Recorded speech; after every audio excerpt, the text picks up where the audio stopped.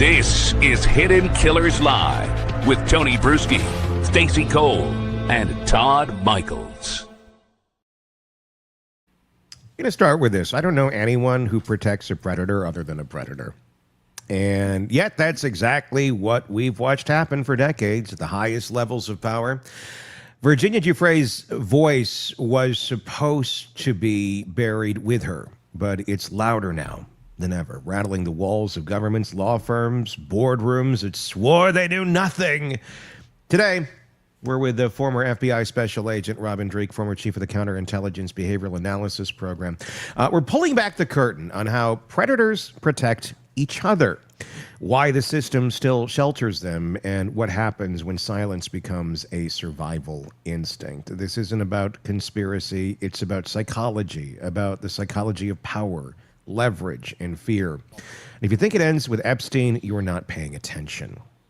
Robin, welcome. And Robin, I want to start here. When you hear the phrase, predators protect predators, what does it mean behaviorally? I tell you, Tony, I'm so glad we're covering this one. Yet this is a rough one. I mean, it's hard not to get tear jerked when looking at this book, covering this book, and when I hear predators protecting predators. You know what my first response is? What?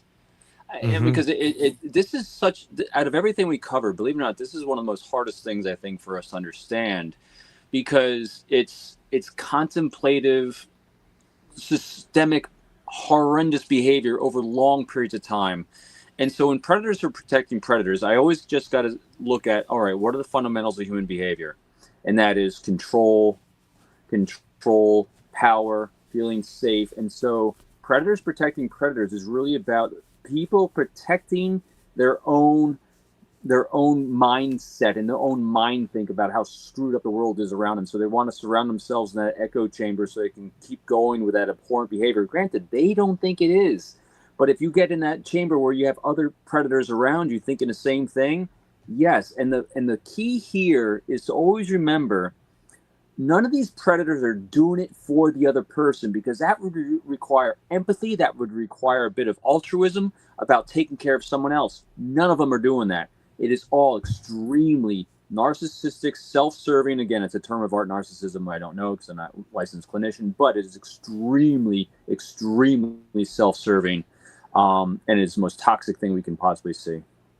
Yeah, I mean, it's fascinating to try and jump behind the mind here of this, and we're going to try and do that today, because I mean, it's simple to look at this and go, these are horrible, horrendous human beings. They are, but how do they operate and operate in such public arenas in front of all of us, and even when we see them?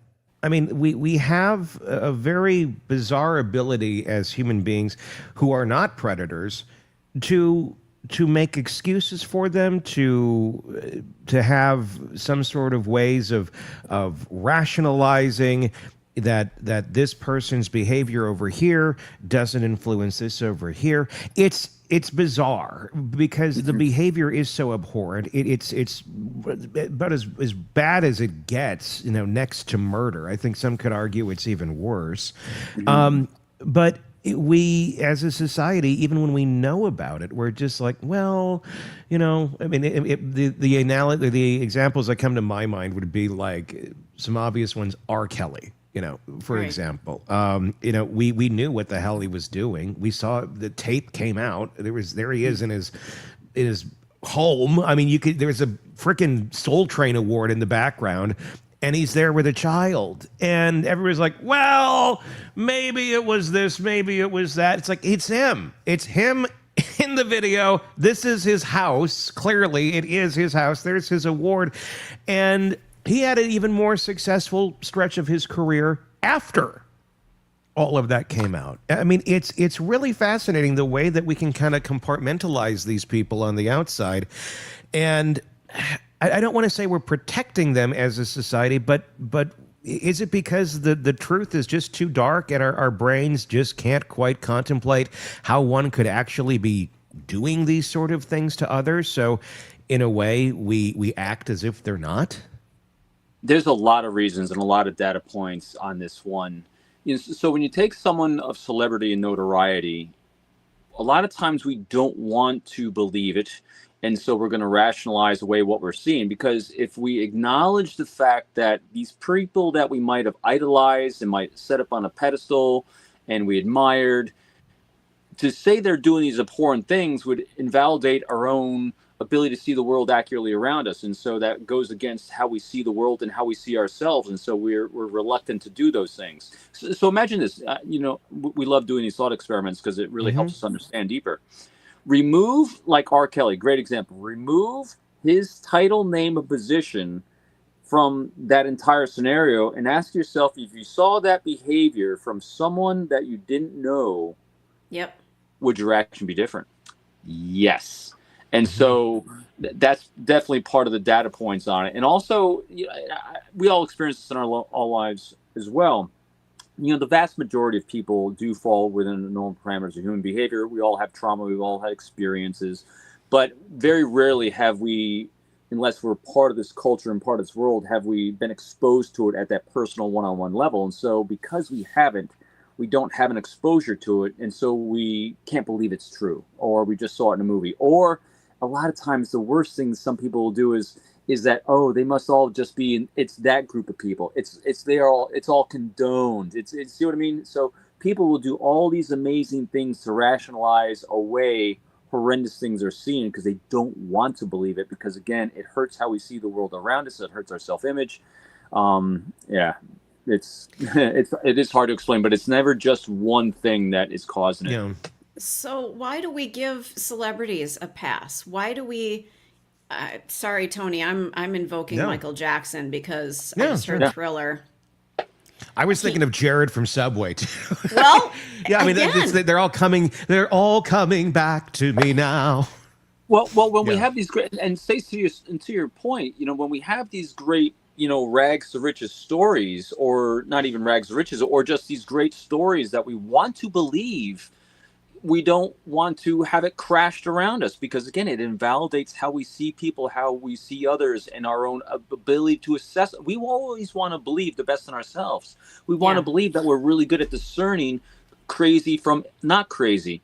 But the reality is no. So this is where it's okay to be honest. It's okay to be fallible. And if you see something that's off, one of the greatest things we can have as a human being is humility to say, oops, I was wrong there.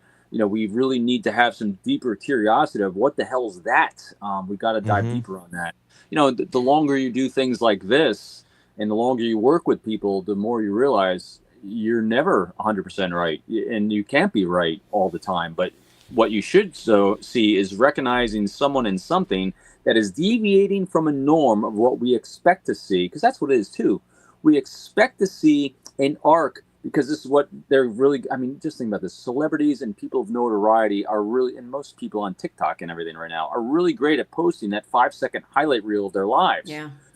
And so we start believing the 5-second highlight reel is that arc.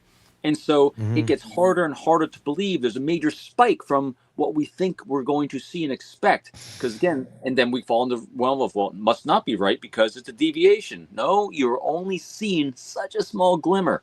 That's why continually be open to the data point you're seeing, and also be discerning as them as well, because people can come at you and people can try to discredit. There's so many things that come in this.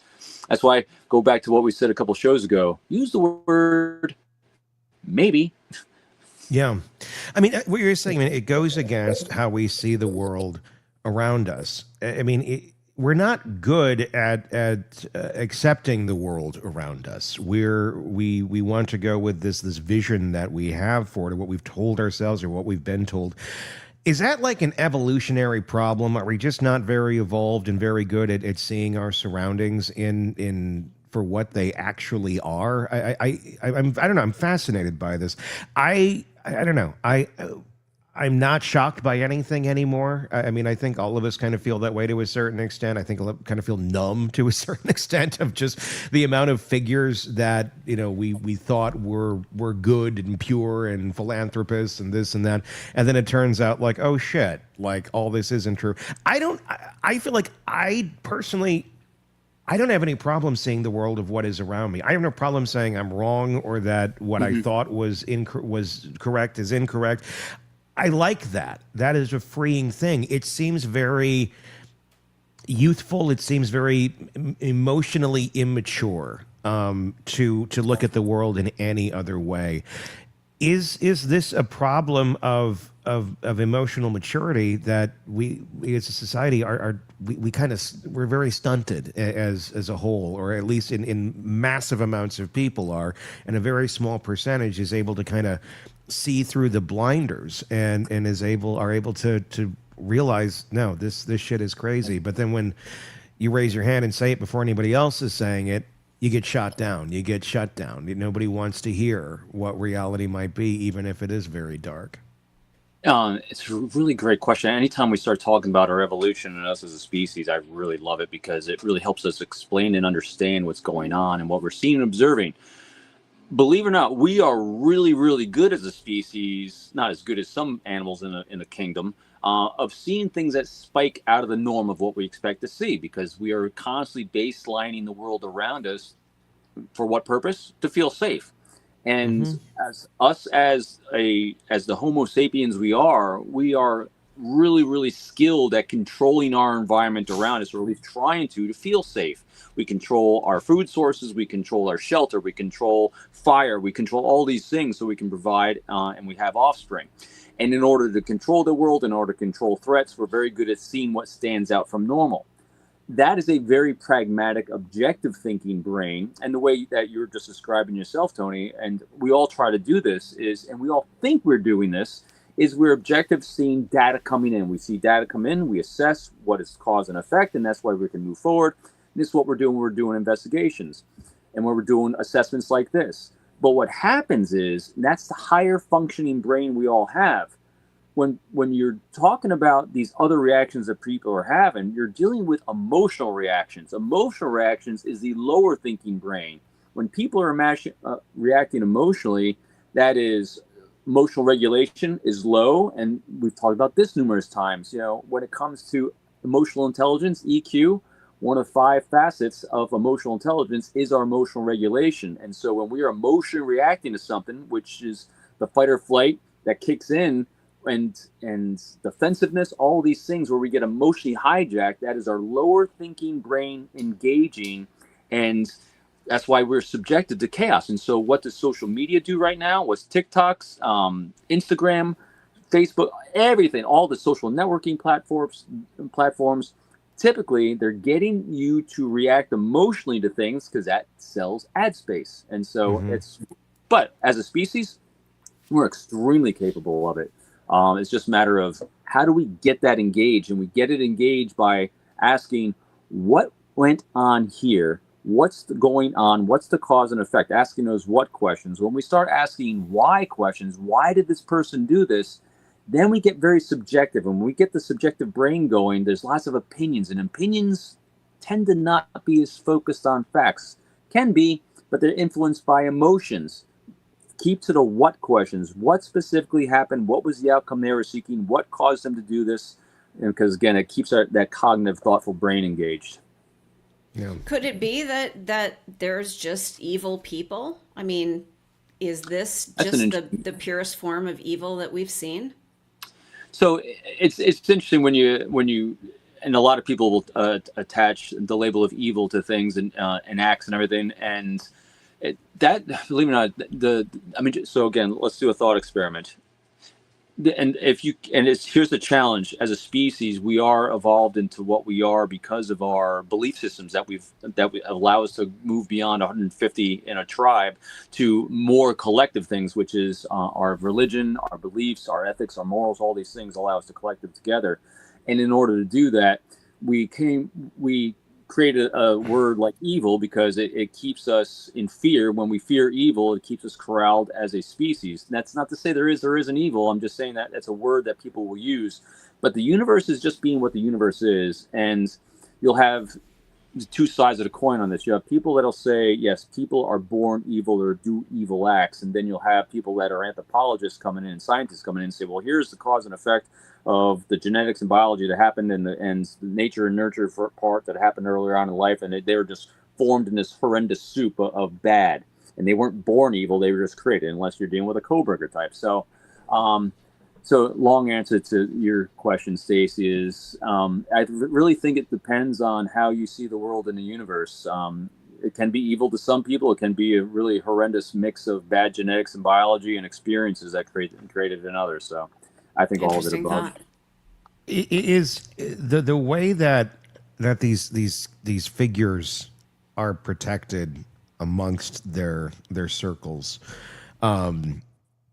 Is this a uniquely American problem? Is this the way that we see it, or does this sort of thing go on everywhere around the world? I mean, does it vary culturally in terms of how we interact with one another, with our societies? And other cultures similar to us seem to have similar issues. Does it have to do with the way that we live our lives, with the societies that we have and where we live? That's a really good question too. So let's do a paintbrush first. Yeah. Paintbrush. My initial response is no, because we are all Homo sapiens. It doesn't, us as a species doesn't distinguish between anything. We are just all genetically coded for the same vulnerabilities, same impact of the world around us, our genetics, biology, and all that thing. Social status and social situations will fuel it or tamp it down. I would think, when you think about us in the United States and what we're facing here, there are potentially some accelerators that can throw fuel on a fire of someone that is more inclined to it than less inclined to it. That might not happen another place in the world. And the only reason I say it is because our laws and our Constitution and the things that we have for penalties for people tend to be lower here than in other cultures. Believe it or not, people who think we're so oppressive, I mean, seriously, just travel anywhere in the Middle East, sure. And you'll see that. No, so remember this: fear is the greatest motivator human beings have from doing bad things. And in our country, the fear of being caught for that here, compared to the fear of being caught and having parts of your body lopped off from other countries, is much higher. And so, so.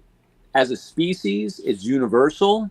As nation states, I think it will probably vary depending on motivations put in place by penal codes, and also the amount of people that you can collectively get in a place that can get in that horrible groupthink.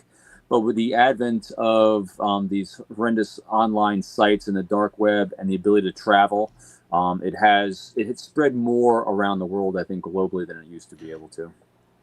And what's very disturbing about Virginia Giuffre's book and the whole Epstein list and everything is, in our worlds, we think a lot of times we think of predators as, oh, they're out on the dark web. They're these creepy people that are hiding behind computers, in their parents' basement or whatever it may be, that are they're the scum of society, and obvious scum of society too. But they're not. I mean, what we're talking about here in this case is leaders of the world, business leaders, country leaders, things of that nature, people that they do not fit that profile whatsoever, but something in them at some point said, no, this is okay for me to do. And what makes it even more disturbing is it wasn't just hidden, in some hotel room, in some one-off thing that no one's going to find out about.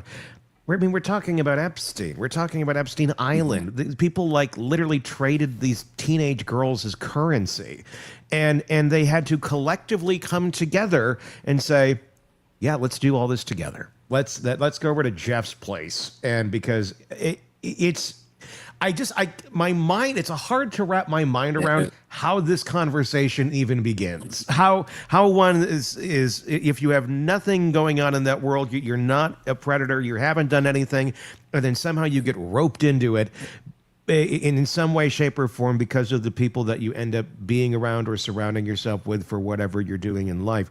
That to me is such a weird concept of like, well, I never tried that before. This seems like a great idea. I mean, where the hell? I mean, where does that come from? I mean, it's just baffling to me how one could go from not being that to then getting entangled in this sort of stuff and becoming a frequent flyer on the Lolita Express. Well, and let me interject something here. You know, there had to be people in this orbit. And this is both political sides have been caught up in this web. You know, there are people on the periphery going, you're going where? You're doing what? They know about this. What made them turn a blind eye? What made them go, all right, well, you go do whatever it is you're doing over there this weekend? I mean, well, I want to talk about that, but I want to talk about the actual interaction first, because I do want to I want to talk about that angle of the folks that are surrounding it, but I want to talk about what I was saying first, is the actual almost like recruiting, if you will, of someone to join the club. So to me, it's unlocking the darkness from within. I think it's the best way that I can really kind of think about it. And so I'm going to take it to my world of spy recruiting. And because there's a lot of similarity here, as much as people are groomed into being trafficked through shame and manipulation tactics, what's happening on the other end to potentials is it always starts with a question, a very softball type question. And the question, so in my world of recruiting an intelligence officer, you know, one of the ways I would start testing whether this individual was willing to break a rule that they had in place, like an intelligence officer that I'm trying to recruit that's working on behalf of a foreign nation. They were not allowed to have outside employment outside of their diplomatic duties. And so I would then use sources of people around them and myself, if I had an interaction, of asking about some of their challenges, priorities, and pain points in life, and ask them what kind of things they're willing to do in order to make those things happen. In other words, hey, I have an opportunity to make some money on the side for you and your family, if that's something you think you're comfortable doing. And then based on that reaction, so here's what I would do. Even if they said no, but I'd sit there like this for a second and thought about it. Oh, they're thinking about it.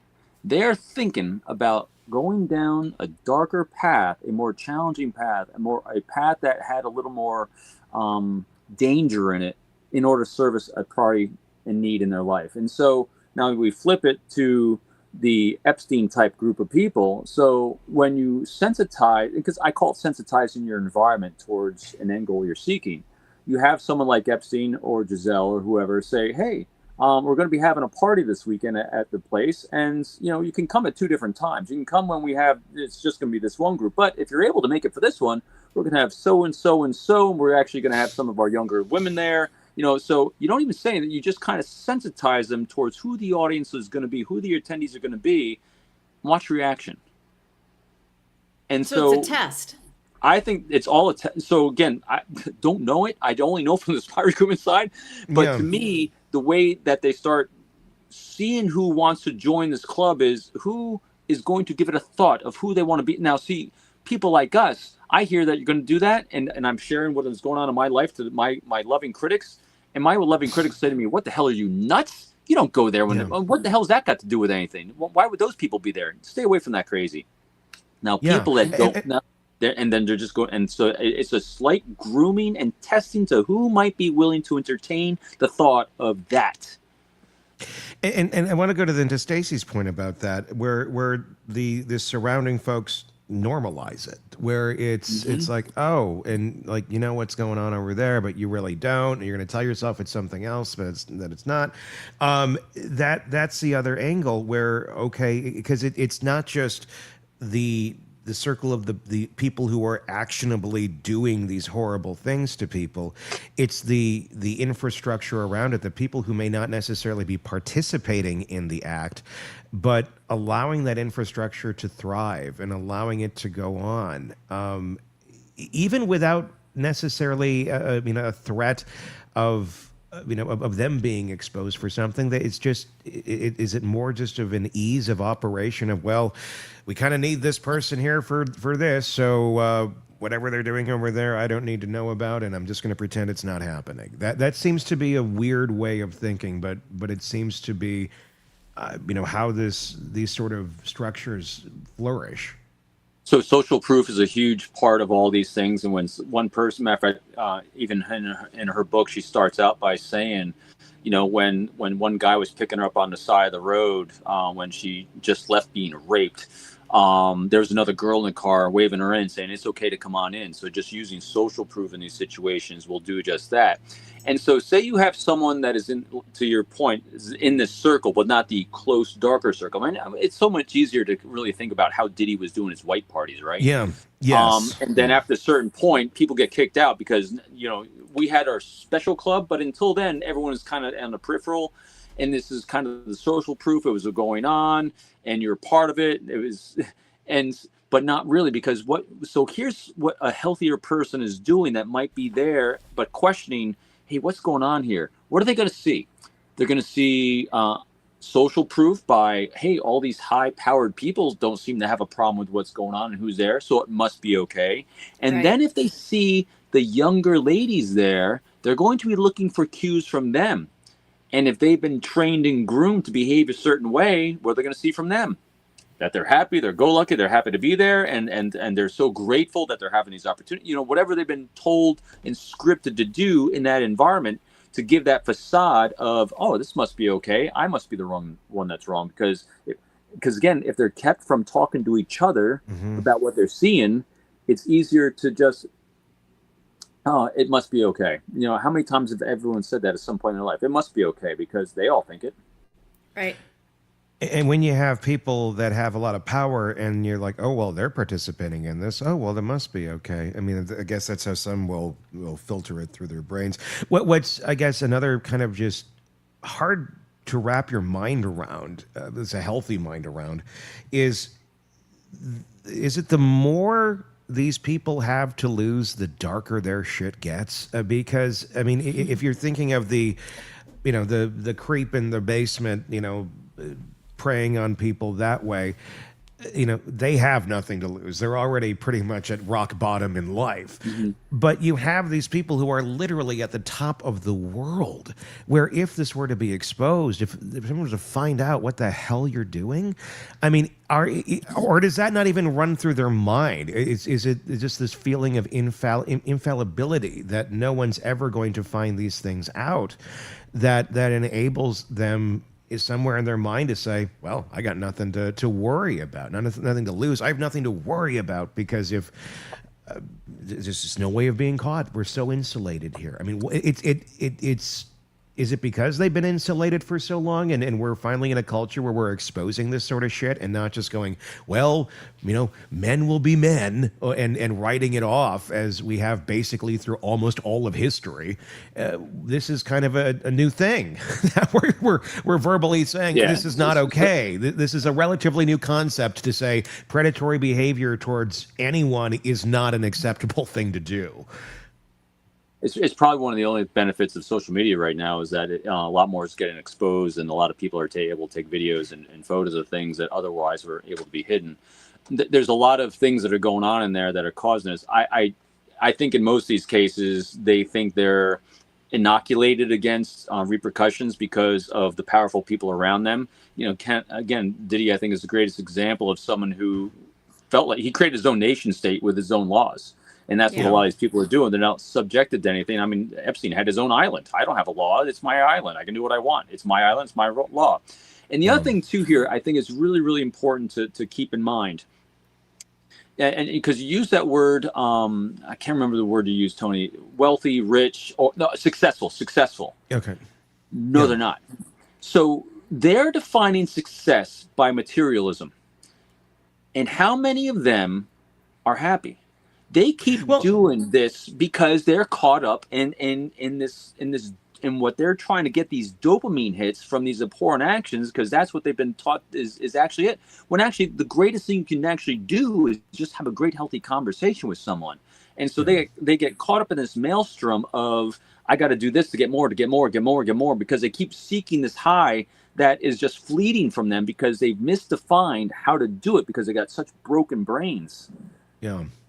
Where does the breaking start? I can understand the psychology of the women who are victimized in this, of very, being victimized at a very young age, and I can understand how that can lead into the path of how they end up, where they end up, and it's sad and it's heartbreaking. I can understand, but like the victimizers, the ones that are doing the horrible things to these people, where does that start? Where that's another broken brain right there that's thinking that is an acceptable thing to do. That I'm gonna guess it doesn't. I'm going to guess it's not something that suddenly, flips at age 35 and you're like, oh, shit, well, I'm going to go be a predator. I'm going to guess you've probably always been a predator from a very formative age. Well, and probably nobody stepped in and said this is not acceptable behavior and stopped it. Doesn't that seem possible? Yes-ish. It's all accurate. What happens is at a very young age, someone defined for you what success is. Mm-hmm. And if you're defined at a young age, you're in those formative years of 9 to 19, 24, before the prefrontal lobe, and you're told that success is power and control, title and position, in service of self rather than in service of others, and you are witnessing these behaviors around you, and you're witnessing behaviors of people with money and power and accolades, and they were telling you, I'm successful, I'm happy, and now you're told that you're supposed to pursue happy, and that this is what happy is, and this is what success is. You then get caught up in that maelstrom of doing that thing, and that's why we start chasing it. It's such an interesting challenge. The studies are really solid on this. The fact that capitalism is the most successful methodology for the progress of our species, and actually getting rid of great wrongs in the world. But then because socialism can always turns dark and bad. In all the experiments that they've done throughout the world. But at the same time, though, there's a lot of excesses that come because of capitalism, because of the power, because of the control. And so that's why regulations seem to fail it a lot. But this is exactly where it starts. It starts with a young age. People are groomed, not groomed in a negative, but just groomed to like grow into thinking that this is what success and happiness comes from, power and control. Again, I keep going back to this control thing. It is such part of our species to control. And when control goes excessive, because remember, our brains reward us for a certain amount of control because it allows us to feel safe. But at the same time, control to excess becomes narcissism. And if you are edging anywhere up on that sliding scale of psychopathy, where you start lacking empathy and you objectify a human being, you rationalize your behavior towards others for yourself, and you can rationalize because you're doing it for a greater good. Oh my God, that's where chaos ensues. And so it does come from a younger age. But here's the good part of it too. I've seen many people, and myself included, I thought leadership was a much different thing than it evolved into being throughout my life. And leadership is literally just a life of service and not of self. And I think what a lot of people at an early age get indoctrinated into is that leadership and power and happiness is in service of self. And that's where I think a lot of these important behaviors start growing into. Virginia Giuffre has a new book out. It is called Nobody's Girl. It's her posthumous release, and it goes into the details of her life, of what happened when she was being trafficked from Mar-a-Lago to Epstein Island.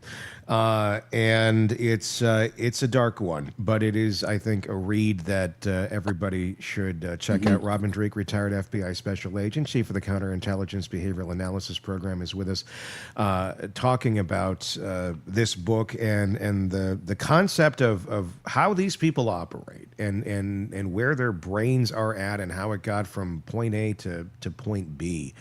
How do predators identify others who will protect them?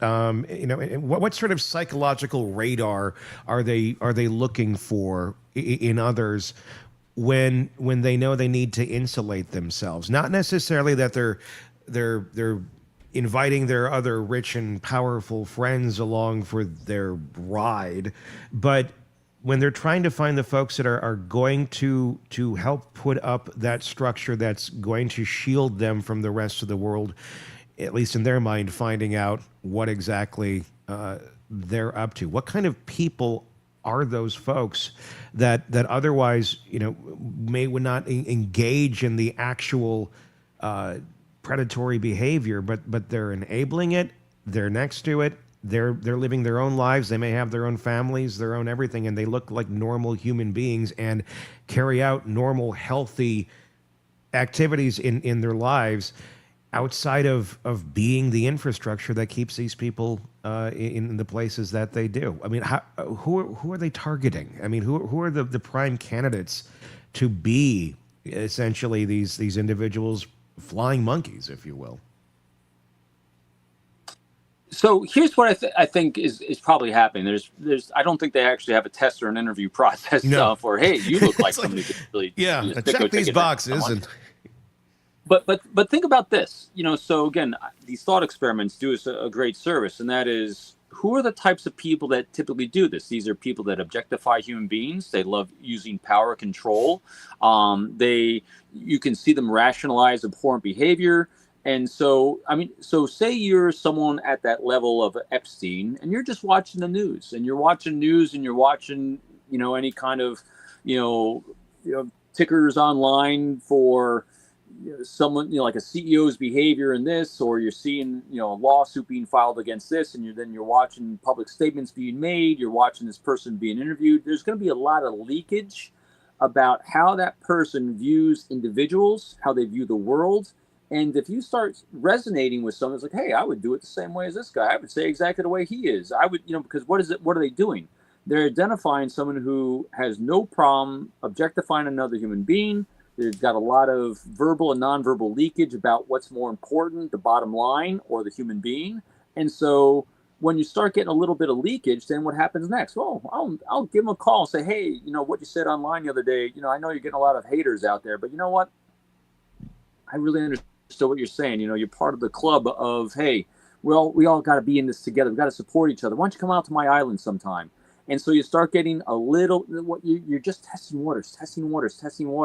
And it's a test to see how collectively we are all thinking together. Remember, they aren't consciously looking for allies for them to do bad behaviors. They're just seeing if you want to do bad behaviors with me, because you might bring more people into the fray that I can take advantage of as well. I don't think they're doing it to take care of each other. I think they're doing it for they can identify more prey. Wow. No one does it for someone. None of these people, I'm sorry, Tony, none of these people are doing anything for anyone else but themselves. And so predators identifying other predators, it's not for the benefit of doing something kind to the other predator. No, they want the predator's prey that they're going to bring into their circle. So how do we protect young women? How do we protect young boys? How do we protect our youth and the vulnerable from predators like this? Is there a way to protect them? I mean, here we are in the year 2025, and we're still talking about things like this. This sounds like it's the dark ages. We should have better protections in place, and yet it feels like we're kind of on our own.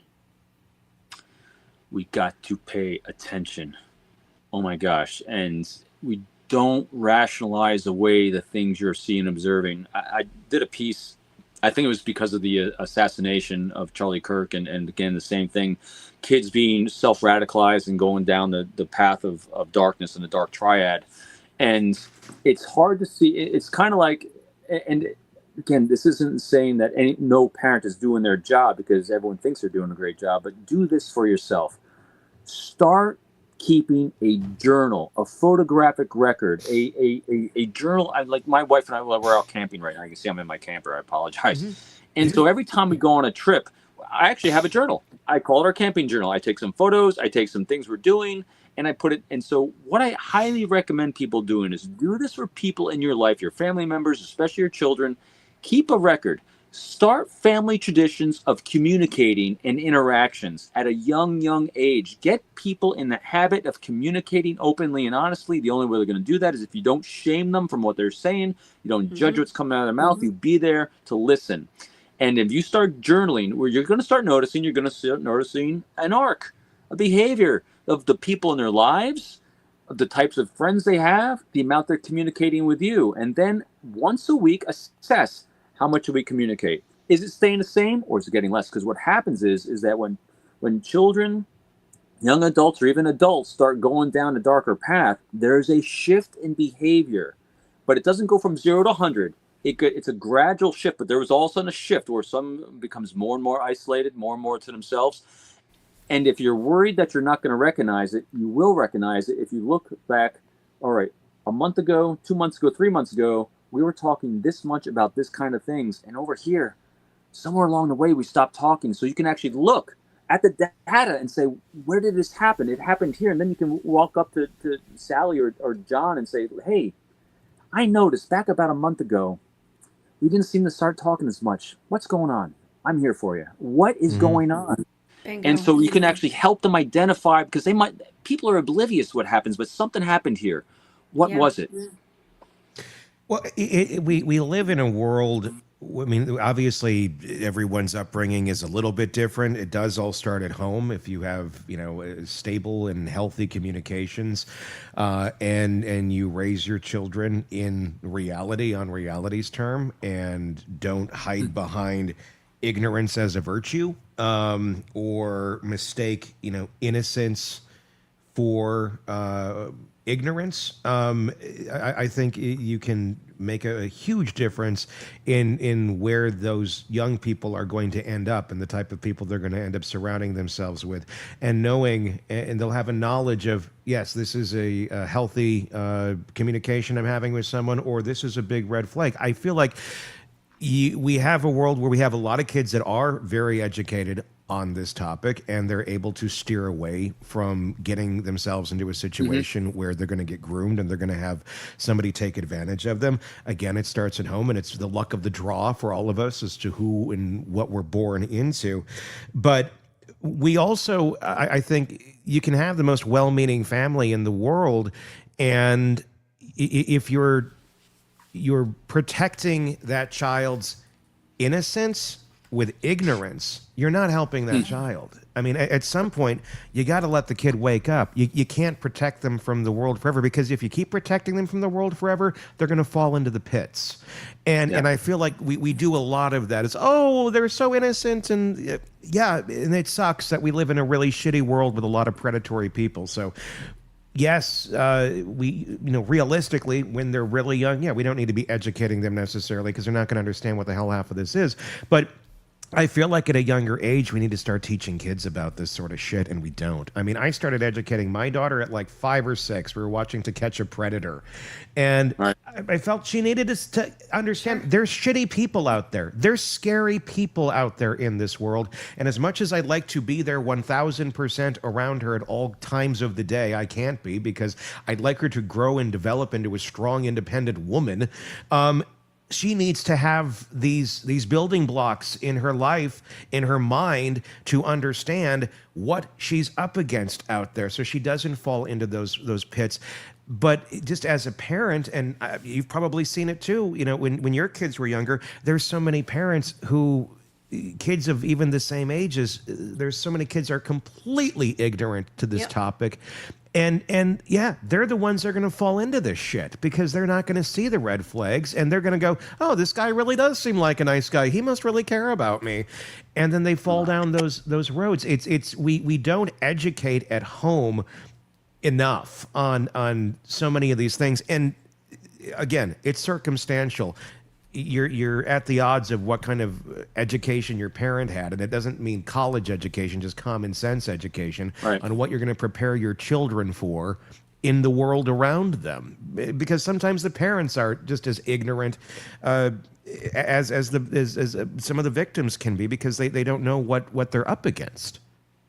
I'm having some fun flashbacks with my kids. When we came to rules in our house, we always had a reason why we had a rule. When I was in the Marine Corps, one of the things I did in the Marine Corps was I was at Parris Island, South Carolina. I was a company commander in charge of a bunch of recruits at boot camp and drill instructors in the whole world down there. And I remember, believe it or not, every single one of my drill instructors knew that you could not punish a recruit with push-ups or any of the other crazy things you could do unless the recruit actually knew what rule they broke. So there's always it wasn't just haphazard like people think it is, just for the hell of it. There's actually, you broke a rule, here's a consequence, and the recruit had to know what the consequence was and why the rule was in place. And so I did the same thing with my kids, not like boot camp, but what I did was, we didn't have rules for the sake of rules, or just because dad said so or mom said so. There's a reason, and there's a real world reason why we have a curfew. There's a real world reason why you can't be online. And my daughter related to me recently that I when she was about 12 or 13 years old, she said I scared the living hell out of her because I wouldn't let her do something, because I always would start the statement with, you want to know why we have the rule? You want to hear a story? And I would. She said I told her one of these horrendous stories like we're just talking about. It scared the living hell out of her, and now she understood why I had that rule in place. And I think I traumatized her, but at the same time, my wife said, "Yeah, but she didn't get in trouble, did she?" I said, "No, she didn't." Good point, but and I'm with you. You know, it's understanding at what point, you know, you expose people to the world and the reality of the world, but understanding that it's a very safe place to be if you surround yourself with safe people. And to that point also, it was understanding who's in their lives. My kids, we knew, you know, my wife, to her huge credit, she always wanted to make sure that we were the house that everyone wants to come to, that they felt safe coming to. My kids would be very happy bringing their kids to, because then we knew everyone in their lives. And when one of my kids all of a sudden would have someone that kind of deviated from their norm of individuals, and they spiked, then we started having conversations. Tell me about this person. I don't understand what you see here, because this person looks different than this people over here. We didn't judge it. We asked questions about it, which got their eyes to open up a little bit more, and they started making decisions. And those people self-selected outside of their circle. Then they moved away. But it came a lot of engagement. And then also I know some of the challenges that if parents and guardians and others have a problem at home, or they're not seeing anything at home because they're always at work so much, or whatever the reason, remember, you can ask people in your kids' lives if they're seeing differences and changes. Teachers are seeing your kids every single day. Yep. You can say, hey, from the beginning of the year to now, what have you seen? I'm not talking about grades. I'm not talking. Those are things that are great. They're great indicators. But seriously, what do you see with their social interactions they're having? When have they had good days, bad days? What's their norm pattern that you're seeing at school? And start taking note of that. Write these things down. I know it sounds like it's energy, but it is. It's really, really, really important, because sometimes in order to have clarity of thought and objectivity, you have to see things from point A to point B objectively, because otherwise we might start rationalizing away what we're seeing. No, if you write it down, it'll be so much more telling for you. It'll become so much more obvious. And as things start shifting to a potential negative, dark area, you're going to catch it so much more fast. And then there won't become a problem. The FBI has the Epstein tapes, the depositions, names. In your opinion, why is justice frozen here? Why is it just sit when they know who these people are? Obviously, many of them in power, maybe people there as well. I mean, why? Maybe that's the answer. Why does this just sit? That's the biggest question, obviously, I think the American people have. Why the hell, with this information that exists, why is nothing done? So I'm going to give you the answer of what I typically see in situations like this. Yeah. And it's going to be the really boring answer, and that is, it's simply not organized enough to give a clarity of answer. I've been part of so many investigations where someone will come for an answer. So here's a great example. And I think we've talked about this before, where say, and this happens all the time, say some big thing happens in the world or in the government or an investigation. Here's what typically happens. Very rarely is it just one field office and one case agent. And there's always one case agent that's the main corraller of information in the investigation. But there are so many leads. There's so many things that are put out all across the Bureau. And in this case, if you have people that are dealing all across the world, so many other data points and people that are doing interviews and collecting information and should be then routing it all back to the main case file. But there's a lot of collection going on all over the place. And things just just sometimes aren't done right. They're not done well, and collecting it all in one place. And it's we've had plenty of time to figure this shit out by now. I mean, this is not like this is a but then new I'll do the thing. other. Then I'll do the other side, Tony. It's like, hey, it could be, it could be a cover up, or it could be a lack of wanting to see or find the details. But I think Cash Patel did a decent job in the first couple of weeks when he promised before he came in as a director to give a lot of exposure, right, into all these things. And guys like me that are former bureau guys are kind of laughing when he's saying that, because I know how these things work. So here's an example. When we work a recruitment operation, which is the highest level of protecting an individual, because we're protecting not just the individual that we've recruited that is working on behalf of a foreign government now working for us, giving us huge top secret things, but the tools, methodologies, and technologies and individuals we use to get them on board is also protected. We kept this on separate systems that were closed, held in back rooms, so that no one in the world could ever get access to it, but a very, very small, closely held group of people for the protection of the individual. Mm-hmm. And I remember when Kash Patel first came on board, and he's saying he's going to expose everything, I'm kind of laughing, because if he doesn't know which door to open or can't find the people that actually know where the files are at, he'll never find anything. And so maybe it's all in one spot. Maybe it's not. Maybe it's, who knows? It's a government bureaucracy. At this point, it could be any of those reasons above. It could be simple bureaucracy. It could be because it never existed. Or it could be because they're covering it up. I got no idea. It could be the victims might come out with the list. The victims might start naming the people, and I'm surprised that they haven't, to be honest with you. And that's why, Stacey, I do think that I edge on this one, because you know me with conspiracy theories. I don't think it's so rare that there's a conspiracy theory, because especially when you have so many people involved, you would have leakage. And you have leakage of partial lists and things like that. Especially right now, there's so many disgruntled people inside the government that have also retired from the government, that have no skin in the game, that would say, bleh. I mean, so here, I retired from the bureau in 2018, and if I had skin on the game and anything, I would just blurt it out. I could make a buck for myself. I write a book about it. I mean, but you're not seeing anyone doing that, probably because they don't know about it. It's not there. Again, that's just Robin Dreeke's anti-conspiracy theory on stuff, because I've never been exposed to the theory of one that ever played out, because government just can't keep secrets. People in it, they just leak like sieves. Well, here's the thing, like you were saying, Stacey, like the victims coming out and saying it, and people have been naming names for years. Yep. It's just nobody wants to accept the reality of the names they're naming, and then the people that are being named have enough flying monkeys around their narcissistic chambers to send out and go, no, that's not true, and let's attack the messenger, and then discredit or try and discredit the people who are trying to speak out about it. So it's not like the names aren't out there. We all know a lot of the names. I mean, I'm sure there's plenty that we will be surprised by if they come out, but at the same point, society as a whole, if it sounds icky, if it goes against their belief in who that person is, for whatever reason, they have this belief in a specific individual. And I'm not making an example of any specific person, but if it goes against that, then they're not going to accept it. Yeah. So here's what I'm sorry, Tony. So to your point on this, here's what I think is a more probable thing that's happened here.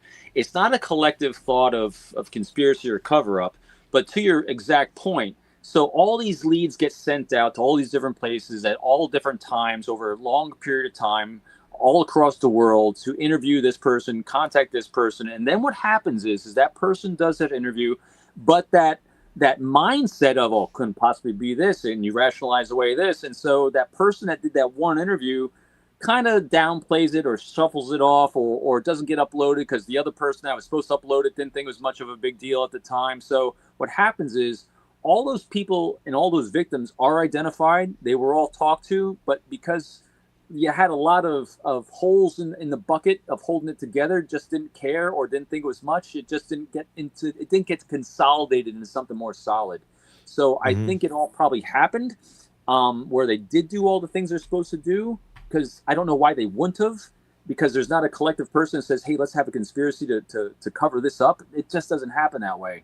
But I think because they weren't doing it because all the way that people's brains are working, I think it was just leaking out before it got an ability to kind of get a collective together. That's why I think we're seeing it like we are. It's kind of piecemeal here, piecemeal here, piecemeal here, because I don't think anyone ever came together and said, we need to do this. That makes more sense?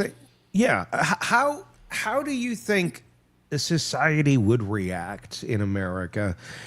Let's say the list finally comes out, and let's say it names a whole bunch of people, including ones that we don't know about, ones that we already, like, oh my God, I didn't realize that, the jackalope from the America's Funniest People was a predator, right. Like just, weird shit. I mean, I don't think anyone can get mad at me for making an example of the jackalope. So I made up a fake.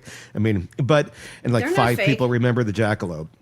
Dave Coulier, yes, I'm the jackalope. He talked like that. It was a real funny bit. But things like that. I mean, but a real human being, if a bunch of names are to drop, how do you think society will react? Or is it going to be a real kind of big anticlimactic moment where we think, oh my gosh, all these people are going down? Or is it just going to be like everything else has been, where it's like the ones who want to believe it will believe it, the ones where it goes against what they want to believe of people in their own bubble of reality just won't, and we'll just keep moving along? I mean, there's still people that will go pay to go see Bill Cosby to this day. No. Exactly. I mean, I think that's I think you'll have a bunch of people that say, "Oh my gosh." You have a bunch of people that'll be. I mean, most of us are inoculated against crazy crap already. Yeah. And you're like, all right. And then you'll have people that are defend it, like that it's all conspiracy. You all made this up, and the other side will be just the opposite. You didn't include as many. I mean, people be believing it, people be disbelieving it, and other people be inoculated against it. And at the end of the day, what's it really going to matter? We're going to be watching then a trial, and most likely we'll think that people got off too light, and we're moving on. I mean, we keep playing the same tape again and again and again. I know. I mean, I keep going back to this Diddy case. I mean, how much you got to watch someone doing something horrendous and horrible and pretty much get away with the entire thing, and everyone going, huh? Oh, well. Right? Yeah. I mean, it's a feeling of collective helplessness, I think, that we have, and we've been groomed this way by society, by some of these people in power to feel helpless, and it's like, well, they're going to do what they're going to do, and it's sad, it's disturbing. So I think the best we can keep doing is to try to get to a point, because we keep losing faith in government institutions, and our criminal justice system because of things like this sometimes, although it's still the best in the world. But that's why I think, books like hers and others people that are talking about what they went through as victims really goes a long way in trying to help us keeping it from happening in the first place. Because if we don't get to the point where we have these types of victims, then we don't have to worry about a system failing us. Well, if you can do more offense, if you can start it at home like we were talking about earlier, if there's more of that, at the end of the day, it just comes down to having a strong home, a strong family, raising children by competent people who have a clue on how to do it. If we can get better there, a lot of these other problems tend to take care of themselves. We're not always playing defense on predators. But I mean, that's a problem I don't think we're going to fix anytime soon. I know, and if we can't do that, I mean, how many times have we seen, Child Protective Services fail too? When we see all the money going into these different programs, how about actually put in some place where, let's go back to, the Rudy Giuliani days when he actually was mayor of New York and did a phenomenal job of taking care of crime in New York because he took care of the squeegee people on the streets. When you take care of the small crimes, the big crimes kind of evaporate. And the same kind of thought process here. Again, put everyone's politics aside with anything. Just look at people's, what actually works at that lower granular level. And when you do the same thing here, it all just cascades and takes care of itself from that point. Yeah. Robin Dreeke, retired FBI Special Agent, Chief of the Counterintelligence Behavioral Analysis Program. As always, thank you so much for coming on and talking. His latest book right here, Unbreakable Alliances, available wherever books are sold. Go and check that out, please. Until next time, for Stacy, Todd, and Robin, I'm Tony Brueski. We will talk again real soon. Want more on this case and others? Then press subscribe now and don't miss a moment of true crime coverage from Tony Brueski and the Hidden Killers podcast.